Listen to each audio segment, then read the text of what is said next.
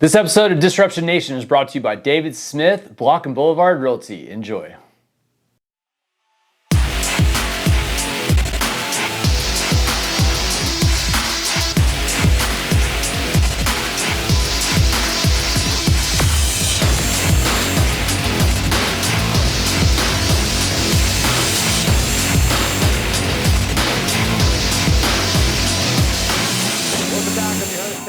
For another edition of Disruption Nation. We highlight people that are disrupting their space in a positive way. Theo Brutus Foster, thanks for being here, man. Hey, thank you so much for having me. Yeah, absolutely. So highlighted this guy, 40 under 40 in December. It was a ton of fun, and I'm looking forward to working with you in this interview anyway, and yes, in the future. So this guy got into real estate during COVID. So he's only been in for 3 years. Yes, sir. And in the last 12 months, doubled the business. Yes, sir. And so congrats on that. What was that like, getting into real estate during COVID when you can't even go show a house? Like, I don't even understand how that works. Well, we were essential. So actually, luckily we were able to. But that's cool. That helps. Oh yeah, for sure. It was a process, especially learning. However, the job I was working at, because of all the restrictions, we actually closed for a little bit. So it was actually a blessing in disguise. So I got to learn and train and pretty much start learning the business. So it was actually a blessing in disguise for sure. What being able to get a lot of training done at the beginning? For sure, and focus just on real estate. With I'm just technical question or whatever, logistics with the mask, right? Was showing y'all were essential, so you did get to show. Were people scared to go look, or were they excited because it was, I don't know, they're ready to move out of their house during COVID? Or yeah, it was different for everybody. Some people were worried. You would see people wearing the gloves and the masks, of course, and wiping down everything. But some people were excited because it was a great time to buy. For some during that time. Yeah, because you got to be kind of Switzerland in the middle, right? If they're like, I don't want to have anything to do with the mask, because there's definitely a lot of people, right? And you don't know who it is that you're going to be helping buy a home. Maybe they're anti-mask, and maybe they're like, we're going to take 2 cars, Exactly. Yes, sir. And keep the 6 feet. What'd you have more of? Just curious. Mask wearers or anti-mask wearers? I believe mask wearers for sure. I think most people, but even just for precautionary reasons, people, especially at the very beginning, you saw a lot of people. Probably as we got further down the year, you see people kind of change. Yeah, I was thinking the exact same thing as you're saying that. Like in the beginning, or a little bit later, it's like people that were, I don't want to do the mask thing. I was like, yeah, I saw you like 3 or 6 months ago, and you're definitely doing the mask. So anyway, all right. So mindset and motivation. We were talking about that a little bit before the show. So what do you do to stay motivated? What's kind of like your driving force? Lately, ever since I had my schedule, I kind of started writing down things that were important to me. And so just making my family proud, making my friends proud is really my motivation. So I try to, be the best version of me as I can be, for sure. So family, where's your family? I know you're in Pearland. Yeah. So I went to Deer Park, but my family, we're from that area, Pasadena, Deer Park area, for sure. Gotcha. And you have brothers, sisters? Yes, I'm the oldest of 6, actually. 6? Yeah. What's that like being the oldest, man? Of that many? It's different. We have a little gap between a few of us. So, You're the oldest. What's the gap between the youngest and you? So, my youngest sister is 20. Okay. So 13 years. Gotcha. So it's definitely been different. When I was younger, my siblings didn't listen to me so much, of course. But now that I'm older, they're getting older. They do come to me for a lot of advice, and that's cool. We've learned to bond with that, so that's pretty cool. So I asked him pre-show, like, what are you excited about in life and business right now? And I loved it. One-word answer. He's like, elevation. So what's next, man? Like you're 3 years in, you doubled in the last 12 months. That's impressive.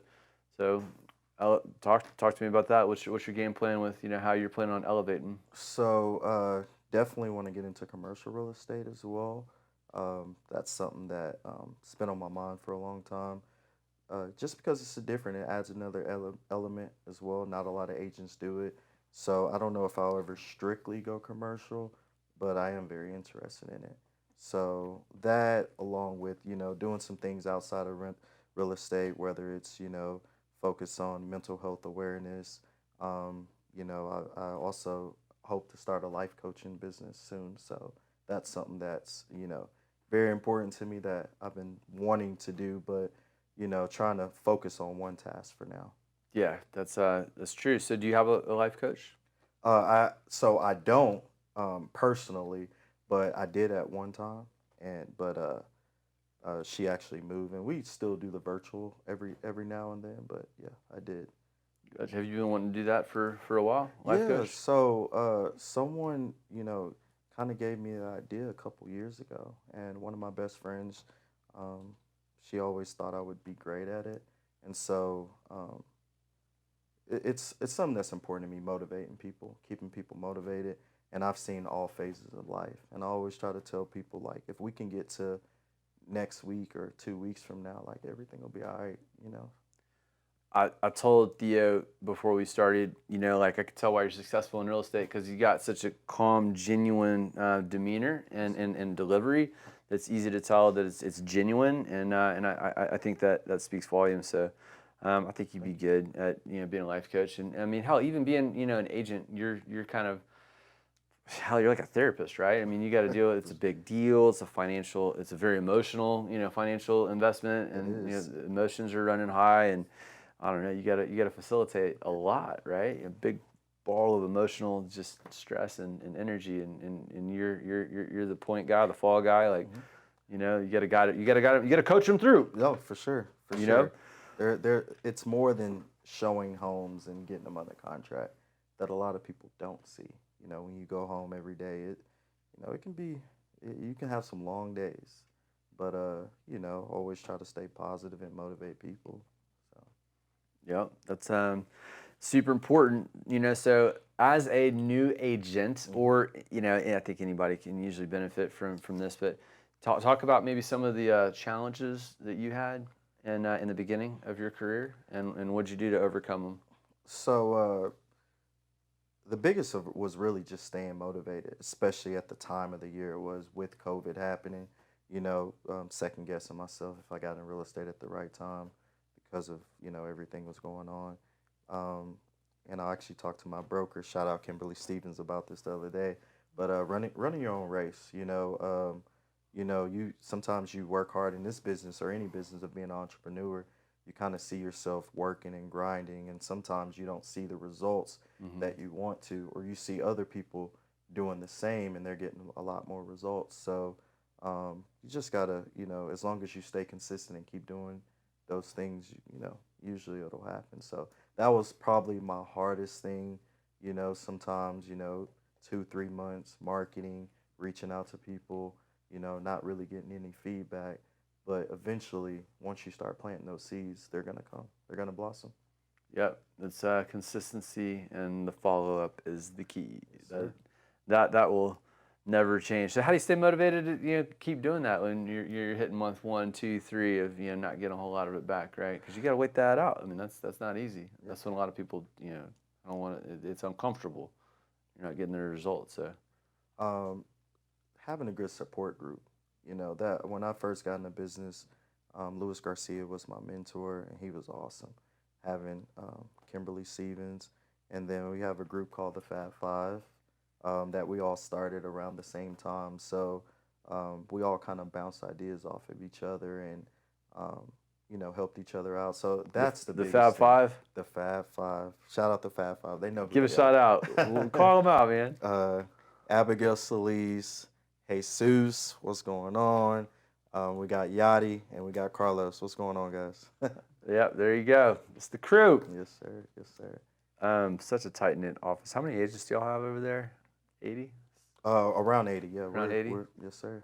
Yeah. Yeah, great. It's just a great group. Like I can literally call anybody and they'll pick up the phone, from, someone who's new or the top of the top agent. So it's Yeah, always good having yeah. that. Big old family at Remax 5-star. Yes, sir. Yes, sir. It's that's been a fun thing for me. I've been in hundreds of offices across the city over the years, and I don't know. I mean, it's there's personality. You can feel it. There's the energy. There's the camaraderie. It's you can tell. And then even if you can't tell, the good ones, they stand out for sure. And then like I feel like someone this in my situation where I've just seen a lot, so then I'm just more sensitive to it because like you don't know what you're looking for if you're not familiar with it. Of course. But anyway, I've always warm family. It's some of the best energy for sure with what you're talking about. Like I Kimberly invited me out. I helped moderate, a panel for one of y'all's Rockstar panels. I think last year, maybe 2 years ago, and it is that, and I know that the top agents over there do, make themselves available and give back and help so much. And there's a lot of brokers just where the nose is in the air, you know what I mean, and then they're not going to go out of their way and help a lot, and like not even forget just people in their office, like they won't even help them, but like even people that are outside of the brokerage, and I'm just like, golly, I mean, what y'all are smart, sophisticated people, especially the ones that are producing on a high level. Where's the giver's gain mentality type, law of reciprocity, and anyway, y'all have it. Yeah, so no, yeah, I just for sure. want to give credit where credit's due because you don't see it all the time, and it's definitely awesome when you see an office that is doing it really well, that gives back to others. So. All right. What about like a deal that blew up, or like something that just I don't know, like a major blow up? Okay, in the business, there's always landmines that you come across. So, and how'd you handle it, man? Like a loan that blew up, or somebody that made you show them 100 houses, or Oh man, last year was tough. And again, that's part of the business where people don't see. They don't see, the hours drive, the time spent on the computer. But it's great because I love it. And so last year I had a few of those, especially with the, buyers who were right on the cusp of getting approved, interest rates starting to go up. They're competing against buyers who have a lot of cash to put down. So I had a lot of deals that didn't go through. That it was very unfortunate because you want to help everybody, but at that time it was hard to. So probably probably the biggest deal I had go through, unfortunately, was a new construction, and it was actually one of my close friends to this day. They just never broke land, and so that one, was a bummer, and so I think about that all the time, because like I say, it's these things matter to clients, especially when they fall in love with something, and I totally understand, especially as the home, somewhere they want to build memories with. So, but it's part of the business. So. Yep, you can't always get everything you want. So it was a new construction situation, and then they never broke ground. Like, was it the builder's fault, developer's fault, or They were just behind. It was when the market was at the height, so they were signing all these deals, unfortunately telling people that the homes are going to be ready at a certain time, and their contracts are pretty much protects the builder. So, um, they had up until a year to even break ground. However, of course, they're telling people, hey, we'll have it ready in 6 months. So, it's crazy. Yeah, yeah. So hollow promises a little bit. I'm sorry. Hollow promise. Oh, for sure, for sure. Is it? Did you see that a lot in new construction? I've heard for sure. New construction. It's kind of cool now though, because at the time, new constructions, they were booming, but now there's, of course, the market has changed, and at the time they felt like they didn't need realtors, but now they do. So Yeah, that's a good feeling. Yeah, That's a good feeling. That's what goes around comes around. Yes, sir. Yes, sir. Yep, gotcha. If anybody has any questions for you, tell people how they can get a hold of you. If you have any questions, if you want to reach out to me, of course, you can follow me on Instagram, reach out to me on Facebook, or my email, realestatewiththeodore@gmail.com. That's probably the best way. For sure. Awesome. And before we get out of here, got a couple questions for you. What's your favorite restaurant in town, and what do you like to eat there? Favorite restaurant? Man, that's a good one. Whiskey Cake. Whiskey Cake? Whiskey I Cake, heard of that. I don't Baybrook. think I've been there, though. Yeah, for sure. For sure. Great food. Farm to table. Have an awesome chef. Great managing crew. And if you like whiskey, they got that too. Gotcha. So what's your favorite thing to order there? I'm like, is it the whiskey, obviously? Is it the cake? Do you get them no, both? Or is it like a definitely steak? whiskey. Shit, I don't even know what they sell there. No, definitely whiskey. But if I probably had to say my favorite thing, I'm a chicken and waffles guy. Really? Yeah, chicken and waffles on the menu Respect. all day Love that. long, brunch time, dinner time, and it's fantastic. So Making me hungry, man. yes, sir. Favorite type of music or genre or artist? Favorite genre, right now I'm really into I like R&B. I really like 90s a lot. So yeah, probably 90s R&B. Something slow to get your mind right for sure. But I listen to all types of music. But favorite artist right now, probably it's an African artist. It's actually a woman. Her name's Tim's. So I listen to her a lot lately for sure. That's what's up, man. Just great, slow, positive music for sure. That's what's up. I could vibe out with you on the 90s R&B, man. My sister had a, collection thick. I was rock rap. She was, R&B, and we swapped all the time. Yeah, So that for was sure. always jamming in my house, man, for sure. Yes, sir. Dream vacation. What would Um, that be? Where would that be for you? So I already went on one of my dream vacations. I was in Dubai last year, so that was awesome. But next, I'm thinking. That sounds awesome. Oh yeah, it was awesome. Ghana, Accra, Ghana. What's your favorite thing about Dubai? Favorite thing about Dubai was the cleanliness. It was super clean. Just clean everywhere. Super clean.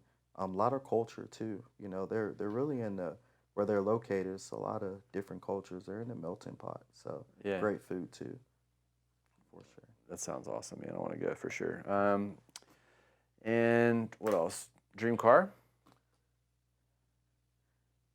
Man, it changed. It used to be a Range Rover. I always wanted a Range Rover. All right.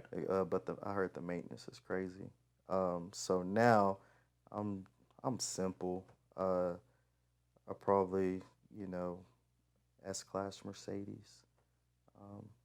Yeah, 550. Simple. Yeah. I mean, that's not a simple car, but Yeah. it's No, not. that's definitely above, Yes, sir. Yes, sir. simple. But all right, very cool. What's the last book you read, or what's your favorite book? Last book I read was Rich Dad Poor Dad, and favorite book. Man, I really don't have. I have to go back from when I was a kid. It was called Slam, and Nice. yeah. What the hell is Slam about? It was a story about a kid who plays sports. I grew up playing sports, so it was just one of my favorite books growing up. And I remember my mom used to tell me I read it 1,000 times probably. For sure. What? It was just about a kid that played sports? Yeah, it was just a kid who battled adversity and. I'm thinking of Onyx over here. You said Slam. I'm like, all right. Yeah. What sports did you play? I played football. So played football, basketball in my younger years, ran track. I actually played college football. That's awesome. Where did you So play? I played in Missouri Valley. So it's in Missouri. It was called Movale, so was there for a little bit. Respect, man. Good for you. Yes, sir. Yes, sir. I wasn't going to the NFL or anything, but College sports is still fun, Yes, sir. Yep. Yes, sir. And what's your favorite quote? Best advice you ever got, or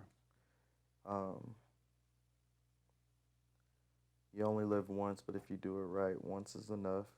That's probably always been my quote. I believe that's by Joe Louis. yeah. And then there's another one that's really important to me. I keep it on my phone screen, and it's I'm sorry, it's trying to think exactly Check it out, how man. it starts, but it's It's over there. I'm sorry, I can't think of the proper words, but it's basically, you know,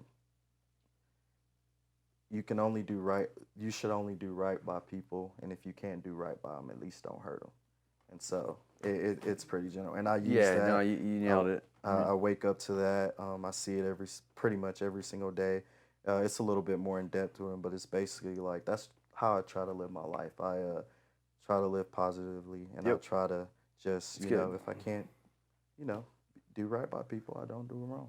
There's nothing more fundamentally important than that, period. I tell my kids every day, every day. I told them this morning before I took them to school, I'm like, be nice. That's all I want you to do. Yes, Be freaking, just be a good person.